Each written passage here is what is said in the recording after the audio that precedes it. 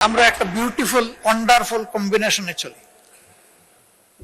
এর অর্থ এটি নয় যে সরকারি দলের যেটা অভিপ্রায় বুঝে না বুঝে সেটাই হবে বিরোধী দলের অভিপ্রায়।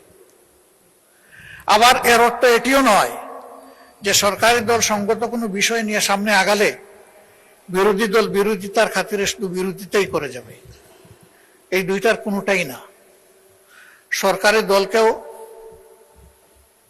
বিরোধী দলকে সম্মান করার মানসিকতা থাকতে হবে, আর বিরোধী দলেরও সঙ্গত সকল ব্যাপারে সরকারকে সহযোগিতা করার মানসিকতা থাকতে হবে। এই সংসদে দাঁড়িয়ে চরিত্র হননের কোনো কাজ যেন না হয় এবং আপনি যেন এটা এলাও না করেন। অভিজ্ঞতা বলছে তার কিছু উন্নয়ন হয়েছে, কিন্তু পুরোপুরি শেষ হয়। আমি আশা করবো এরপরে আর এটা কন্টিনিউ করবে না। বিরোধী দলের কাজ হচ্ছে ওয়াচ ডগের কাজ করা।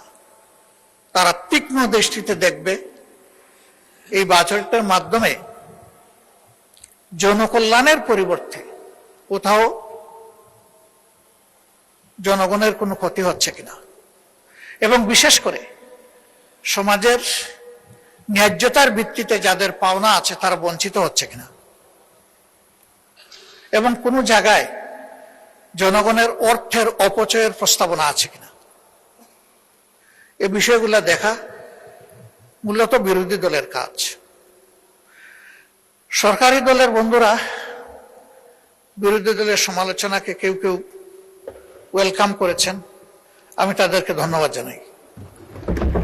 আবার কেউ কেউ বিরক্তি প্রকাশ করেছেন, আমি তাদেরকেও ধন্যবাদ জানাই। এইসব বৈচিত্র্য নিয়েই এই সংসদ, এই বৈচিত্র্য থাকুক। সরকারি দল বাজেটের প্রশংসা করতে থাকুক, বিরোধী দল হালকা প্রশংসার সাথে ভারী ওয়াচডগের কাজটাও করে যায়। তাহলে বাজেট সত্যিকার অর্থে পূর্ণতা পাবে, এবং আমরা এটা আশা করতে চাই। বিরোধী দলের পক্ষ থেকে, এমনকি সরকারি দলের পক্ষ থেকেও কিছু কিছু বিষয়ে কিছু প্রস্তাবনা এসেছে, এবং আমি বেশ কিছু প্রস্তাবনাকে একান্তভাবে যৌক্তিক মনে করি। রেওয়াজ অনুযায়ী সম্পূরক বাজেটের উপরে কাট মোশন ছিল, সেখানে একটাও গ্রহণ করা হয় নাই। যদি 1 টাকার একটাও গ্রহণ করা হতো তাহলে ডেমোক্রেসিতে সুন্দর একটা চ্যাপ্টার যোগ হতো।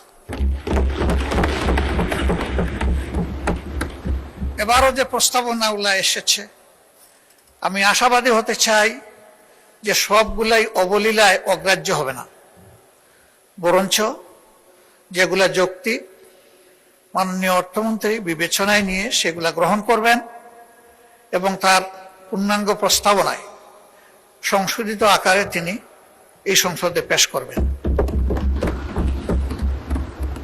তাহলে দেশবাসী বুঝতে পারবে যে এই সংশোধনের আলোচনা শুধু সময় ক্ষেপণের জন্য নয়, কিন্তু কিছু কথার ফুলঝুরি নয়, এর বাস্তবতা রয়েছে, এর মধ্যে সারবস্তু আছে।